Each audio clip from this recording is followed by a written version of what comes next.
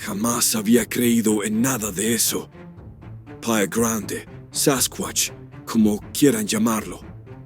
Siempre pensé que eran cuentos absurdos, historias inventadas para llamar la atención o vender libros. Pero después de lo que viví el invierno pasado en las montañas del norte de Idaho, no puedo seguir negando lo que mis ojos presenciaron. Comparto esto porque siento la necesidad de que otros conozcan la verdad, aunque algunos me tomen por loco. Era febrero de 2024 y llevaba meses planeando una caminata solitaria. Soy un excursionista experimentado, con más de 15 años recorriendo senderos, y quería ponerme a prueba con un trayecto invernal por uno de los lugares más aislados del país. La zona elegida estaba a unas 60 millas al noreste de Coeur d'Alene, en lo profundo de las montañas Selkirk. Es de esos parajes donde puedes andar días sin cruzarte con nadie. Empaqué provisiones para una semana, cargué mi camioneta y avancé por los caminos forestales serpenteantes hasta que ya no fueron transitables. Desde ahí, me puse las raquetas de nieve y comencé la larga caminata hacia el interior del bosque. Mi plan era sencillo: recorrer unos 20 kilómetros, montar un campamento base y pasar un par de días explorando la zona antes de volver. El primer día fue impecable. El clima era frío, pero tolerable, quizá unos 15 grados bajo un cielo despejado. La nieve era profunda, cerca de 90 centímetros en la mayoría de los lugares, pero mis raquetas aguantaron bien. Llegué con buena luz y encontré un sitio ideal para acampar cerca de un arroyo congelado. Esa primera noche me dormí con el murmullo del viento entre los pinos y el crujir ocasional del hielo al asentarse. Era un silencio sereno. La segunda mañana comenzó normal. Recogí el campamento temprano y decidí explorar una cresta que en el mapa parecía prometedora. El terreno era exigente pero manejable y me sentía confiado con la caminata. Fue entonces cuando vi la primera huella. Atravesaba un pequeño claro cuando la distinguí en la nieve, unos 20 metros más adelante. Al principio creí que podría ser de un alce o un wapiti, pero a medida que me acerqué, sentí un nudo en el estómago. La pisada era enorme, medía al menos 18 pulgadas de largo por unas 8 de ancho. No se parecía a nada que hubiera visto. Tenía un aspecto casi humano, pero desproporcionado. Los dedos estaban claramente marcados y se notaba como lo que lo había dejado se había hundido profundamente en la nieve. Me quedé observándola unos 10 minutos intentando darle una explicación lógica. Quizá era una huella vieja que se había derretido y vuelto a congelar, haciéndola ver más grande. Tal vez alguien andaba por allí con raquetas de nieve extrañas. Pero en el fondo, ninguna de esas teorías encajaba. La marca era reciente, de apenas unas horas, por lo nítidos que estaban sus bordes. Tomé algunas fotos con mi cámara y seguí caminando, pero la emoción inicial se había desvanecido. Ahora no dejaba de vigilar la línea de árboles, buscando cualquier movimiento. Cada sombra parecía sospechosa. Me repetía que estaba exagerando, pero no podía quitarme la sensación de que algo me observaba. Durante los 2 días siguientes hallé más huellas. Seguían un patrón irregular de norte a sur entre el bosque, siempre en la nieve más profunda, donde los árboles ofrecían cobertura. A veces era solo una marca, otras una hilera que se extendía por 50 yardas antes de perderse en zonas rocosas donde la nieve era más escasa. Pero las huellas no fueron lo más inquietante. Al tercer día, empecé a notar otras señales, ramas rotas a alturas imposibles, 10 o 12 pies del suelo, partidas limpiamente. No eran restos de tormentas ni árboles caídos. La madera era fresca y la manera en que estaban torcidas sugería que algo con fuerza extraordinaria las había destrozado. También vi arañazos en los troncos, profundas hendiduras en la corteza, mucho más arriba de lo que cualquier oso podría alcanzar, y en pleno invierno, cuando deberían estar hibernando.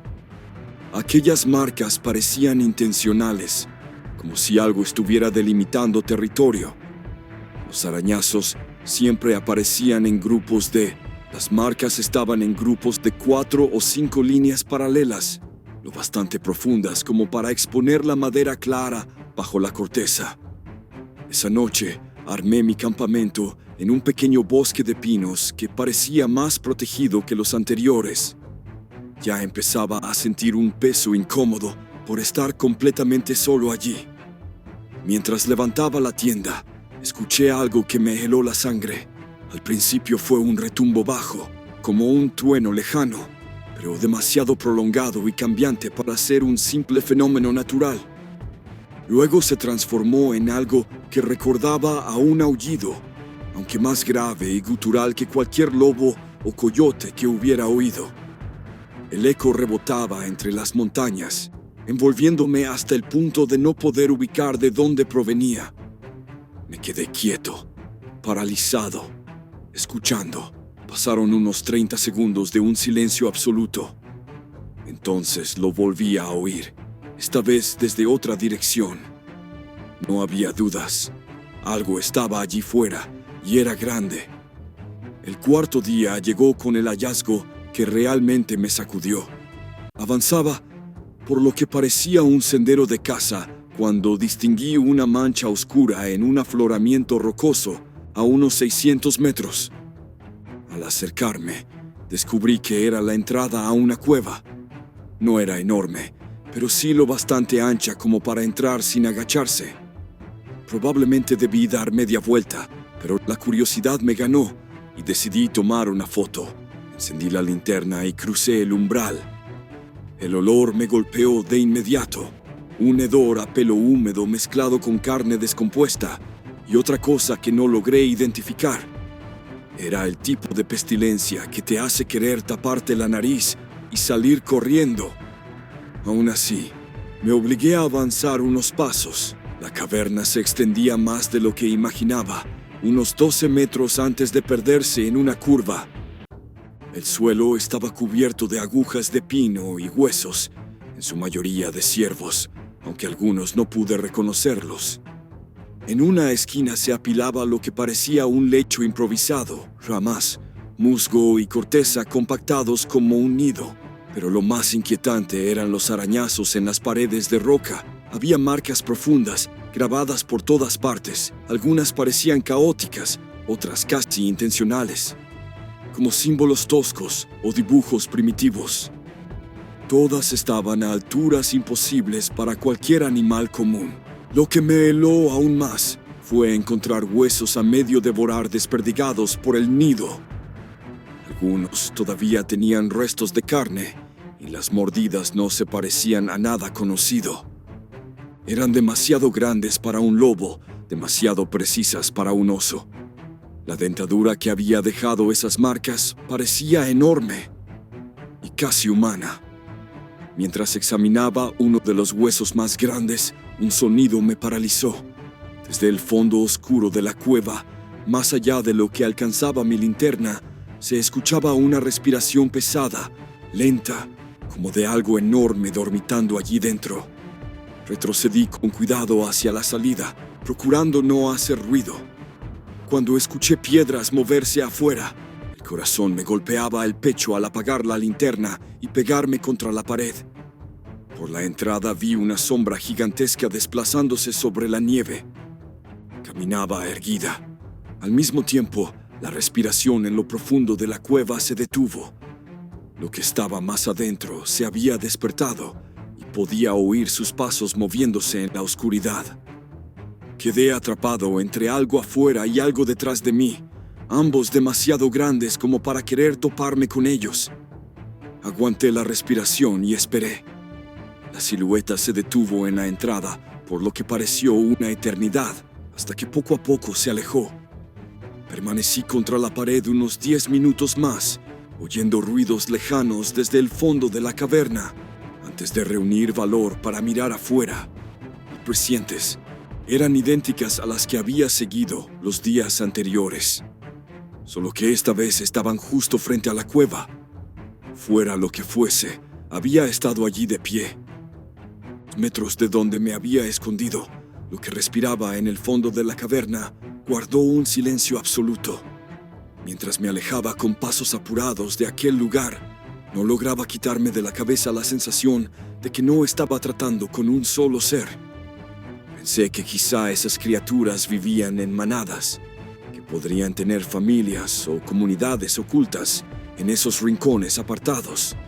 Las montañas hacían que todo resultara aún más intimidante. Esa noche apenas concilié el sueño. Cada crujido fuera de mi tienda me disparaba la adrenalina.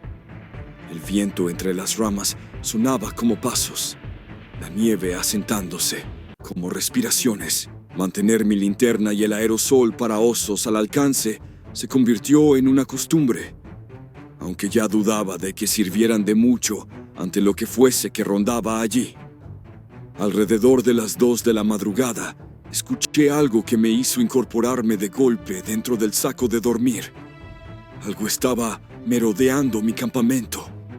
Se movía con lentitud alrededor de la tienda.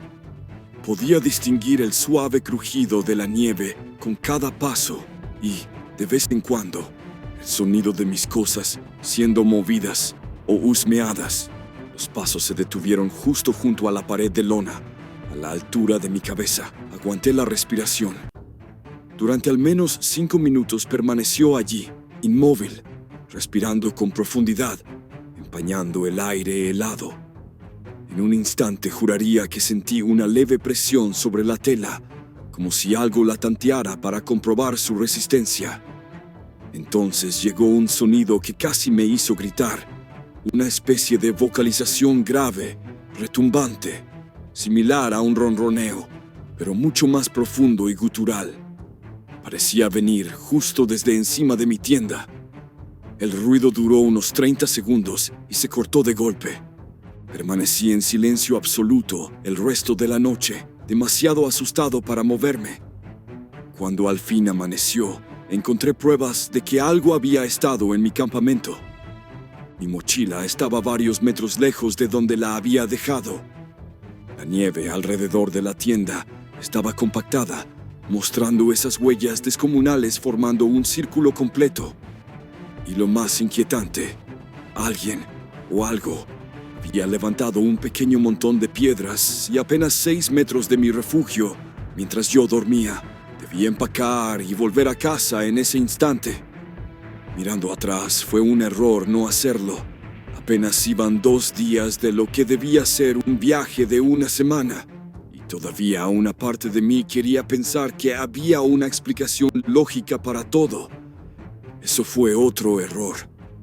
El 5.º día, decidí explorar solo cerca de mi campamento, en lugar de internarme más. Creí que en un área más reducida podría sentirme en control. Estaba totalmente equivocado. Seguía el curso del arroyo congelado cuando una sensación inequívoca me recorrió. Me estaban observando. Esa sensación de piel erizada en la nuca, la certeza de que alguien te mira, multiplicada por 100. Me giraba continuamente hacia la línea de árboles, pero no veía nada concreto. Solo destellos en mi visión periférica que desaparecían cuando los miraba de frente. Sombras que parecían moverse cuando deberían estar inmóviles. La sensación de ser acechado por algo mucho más experto en ocultarse que yo en detectarlo. Del mediodía, me senté sobre un tronco caído cerca del arroyo para almorzar. Fue entonces cuando oí el golpeo de madera por primera vez. 3 fuertes impactos, como si alguien aporreara un árbol con un palo grueso. El sonido reverberó en el bosque y segundos después se escucharon golpes similares desde otro punto.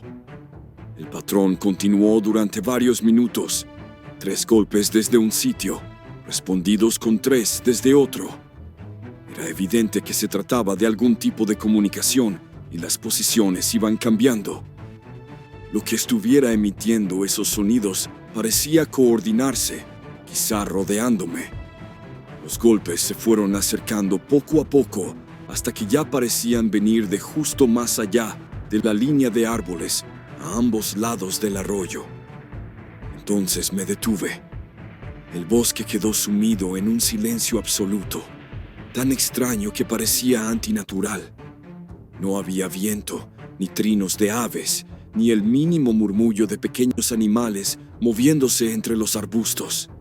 Era un silencio opresivo, casi funerario, que me envolvía desde todas partes. Preparé mi comida apresuradamente y empecé a avanzar. Sin embargo, la sensación de que alguien me observaba se hizo más intensa. Cada pocos minutos escuchaba un golpe seco detrás de mí, como si aquello que me seguía estuviera marcando mi ubicación para algo más. Cuando me topé con el cadáver del ciervo, todo comenzó a tener sentido, de la peor manera posible. Estaba cruzando un pequeño claro cuando algo me obligó a quedarme inmóvil. En la orilla opuesta, quizá a unos 50 metros río abajo, se alzaba una estructura que no podía ser natural. Alguien o algo había amontonado troncos y ramas junto a una enorme roca, formando lo que parecía un refugio primitivo. Era tosco, pero efectivo y claramente reciente. Pero no fue la choza lo que me provocó ese vuelco en el estómago. Colgando de la rama de un árbol cercano, había un ciervo muerto, suspendido a unos 2,5 metros del suelo, atado con lo que parecían lianas retorcidas o tiras de corteza. El animal había sido abierto y parcialmente desollado, pero no de la forma en que un cazador suele preparar su presa. Los cortes eran irregulares, desgarrados, como hechos con las manos y no con un cuchillo. Lo más perturbador era lo reciente de la escena. La sangre aún goteaba sobre la nieve, señal de que aquello había ocurrido hacía apenas unas horas. Crucé el arroyo para observar mejor, mientras cada fibra de mi ser me gritaba que me marchara. De cerca, la estructura resultaba aún más impresionante. Los troncos eran enormes, del tipo que necesitaría varias personas para moverlos, pero no había marcas de herramientas ni rastros de cuerdas. Todo parecía colocado a pura fuerza. Dentro del refugio encontré más montones de huesos y el mismo olor nauseabundo que había percibido en la cueva. También había pedazos de corteza arrancada y extendida a modo de lechos primitivos. Pero lo que realmente me heló la sangre fueron las marcas de garras en las paredes interiores. Profundas hendiduras en la madera, demasiado gruesas y fuertes para ser humanas. Fue entonces cuando el crujido de la madera comenzó de nuevo, esta vez mucho más cerca, y no venía de un solo lugar. Pude escucharlo desde al menos 4 direcciones, creando un sonido áspero que me envolvía. Me estaban cercando. Saqué mi cámara y empecé a tomar fotos del refugio, moviéndome con la mayor rapidez posible. Pero mientras disparaba, escuché algo que me dejó paralizado. Pasos pesados hundiéndose en la nieve, acercándose desde varios puntos. Los golpes cesaron de pronto y fueron reemplazados por una serie de murmullos graves, casi como susurros conversando entre sí. No podía descifrar palabras, pero el ritmo y la cadencia delataban un tipo de comunicación compleja. Lo que fuera que estuviera allí afuera, hablaba sobre mí. Miré desesperado a mi alrededor buscando un escondite. A unos 20 metros había un grupo de pinos grandes que podrían darme cobertura, pero llegar hasta ellos significaba cruzar terreno abierto, quedando totalmente expuesto. La otra opción era quedarme junto al refugio y esperar que perdieran interés.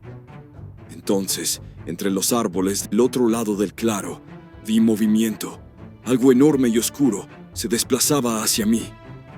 Aún estaba mayormente oculto por el bosque, pero se acercaba cada vez más. Su andar era inquietante, demasiado fluido, demasiado seguro, como un depredador consciente de que tenía a su presa. Era probablemente mi única opción. Esa decisión me salvó la vida. Crucé el claro corriendo, esperando en cualquier momento. Escuché esos pasos acercándose tras de mí. Pero, en lugar de una persecución abierta, irrumpió algo mucho más aterrador. Risas, sonidos graves, profundos y retumbantes que podían ser diversión. Lo que estuviera allá afuera me dejaba huir porque mi pánico le resultaba entretenido. Me acurruqué tras el tronco del pino más grueso e intenté controlar mi respiración. A través de un hueco entre las ramas podía ver el claro y el improvisado refugio del que acababa de escapar. Durante varios minutos no ocurrió nada. Entonces surgieron 3 de ellos. 3 figuras colosales emergieron de distintos puntos del claro, moviéndose con la precisión calculada de una jauría de cazadores. Eran idénticos a lo que había vislumbrado antes. Entre 2,5 y 3 metros de altura, cubiertos de pelaje oscuro, caminando erguidos pero con un movimiento claramente no humano. Ver a varias criaturas a la vez dejaba en evidencia su inteligencia y organización. El más imponente, que supuse era el líder, se acercó al refugio, inspeccionando con cuidado el sitio donde yo había estado. Se movía con firmeza, siguiendo mi rastro. Los otros 2 se colocaron en lados opuestos del claro, cortando cualquier vía de escape. Lo que más me helaba la sangre era su comportamiento metódico. No había nada de aleatorio ni de simple curiosidad animal. Me estaban cazando y sabían lo que hacían. El líder emitió una serie de chasquidos secos y los otros 2 comenzaron a avanzar en mi dirección. Aún no me habían visto, pero sabían dónde buscar. Era como observar un operativo de rastreo, salvo que yo era la presa. Calculé que tenía unos 30 segundos antes de que me encontraran. Los árboles que me daban cobertura no me protegerían por mucho tiempo y no había a dónde correr sin quedar expuesto. Sin embargo, aún tenía mi cámara y parte de mí comprendió que esta podía ser la única oportunidad de registrar a esas criaturas. Me temblaban las manos cuando levanté la cámara y, con esfuerzo, conseguí tomar una foto a través del hueco entre las ramas. La criatura más grande estaba de perfil perfecto, visible a unos 60 metros. Incluso a través del visor, su tamaño imponía. Pero en cuanto el obturador hizo clic, las 3 se detuvieron al unísono y giraron la cabeza hacia mí. Por un instante, todo el bosque quedó inmóvil. Entonces el líder emitió una vocalización imposible de describir, un rugido mezclado con un grito que me atravesó como un cuchillo. Me habían localizado. Lo que siguió fue una pesadilla. Las 3 no solo corrieron hacia mí, coordinaron su avance como depredadores expertos. Una venía de frente, mientras las otras 2 intentaban flanquearme. Tenía apenas 5 segundos de ventaja antes de que me alcanzaran. Corrí más rápido de lo que jamás había corrido, hundiéndome en la nieve y la maleza. Las ramas me desgarraban la ropa y me arañaban la piel. Detrás, podía oírlas ganar terreno. Los sonidos que emitían mientras me perseguían eran lo más aterrador. No era solo el estrépito de pasos y ramas quebrándose. Se comunicaban entre ellas, coordinando su persecución con llamadas y respuestas que sonaban a un lenguaje propio. Recorrí quizás 200 metros antes de comprender que no podría superarlas. Mis pulmones ardían con el aire helado y la nieve profunda me frenaba, mientras ellas avanzaban sin esfuerzo. Oía su respiración, sentía su proximidad. Era cuestión de segundos. Entonces lo vi, un estrecho barranco justo adelante, de apenas 1,5 metros de ancho, cortando la ladera en profundidad.